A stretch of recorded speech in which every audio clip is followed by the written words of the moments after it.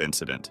It was March 27, 1982, and Donald Weltner, along with his two sons Christopher and Roger, were about to lead a group of 12 Boy Scouts on a day of cave exploration. This wasn't Donald's first time caving, and even though the passages in the Crooked Swamp cave system were notoriously narrow, he wasn't too concerned. Donald was bigger than the other participants, so if he could get through, the rest of the group could too. At 2 o'clock, they entered the cave through its 16 by 28-inch entrance and stopped in a room inside. Donald was on the eastern side and noticed several smaller tunnels leading from the room. However, because they weren't sure which passages would be too narrow, Donald decided to check one. It involved a tight squeeze but appeared to open to another section, so he tried to push through. The squeeze measured 18 by 20 inches, so tight that he couldn't move his arms backward or lift his head to see ahead. He was followed by his sons, and while moving forward thanks to the mud making the terrain slippery, he reported back to them what was happening. Everything seemed normal until something unexpected occurred. As he pulled himself along, he realized the ground below him was disappearing. Donald slipped down into a tight crevice, and the slick mud prevented him from stopping his slide. His hands were trapped, leaving him no leverage to pull himself up. Making matters worse, the path angled about 30 degrees, so he had to fight against gravity. The crevice was just 5 inches wide, and the slippery mud caused his body to settle more and more. He told his sons to pull on his feet, but after several failed attempts, he told them to get the other adult in the cave, Jim. After a while, Jim also realized they wouldn't be able to free Donald on their own. Donald explained that some rocks had loosened when he slid and were now wedging against his body. Each time they tried to pull him backward, the loose rocks would slide forward and block the passage. Jim exited the cave to call for help. Cave rescue specialists and the police arrived, and because only one person could squeeze into that narrow space at a time, they tried using ropes to free Donald. This didn't work either, so they brought in tools to try breaking some of the rocks. However, given how tight the space was, hours of work led to only small breakthroughs, and Donald's situation grew worse. He was thirsty, hungry, and in a very cold environment, so hypothermia was a major concern. The cavers considered entering from the other side to give Donald food and water, but they found that the passage leading to where he laid was extremely narrow. Only 2 very small cavers, sisters Lynn and Nancy Taylor, were able to fit, but even then, they couldn't reach Donald's head. This meant there was no way of delivering supplies, so rescuers had to act quickly. They decided to dig from above ground, down to where Donald was stuck. The process lasted all day Sunday, getting them close to the required depth. Unfortunately, though, they were about 12 feet away from Donald's position, so they needed to dig laterally. Meanwhile, Donald began giving only grunting responses, which indicated he was likely suffering from hypothermia. On Monday morning, as 2 days passed from when he got stuck, the digging continued, but the team encountered another problem: extremely hard bedrock layers that were impossible to dig through. At this point, they weren't sure if Donald was still alive, so they sent a nurse into the cave with a handheld Doppler machine to see if he still had a pulse. She couldn't detect one, but this wasn't definitive proof of death, since she only had access to his very cold legs.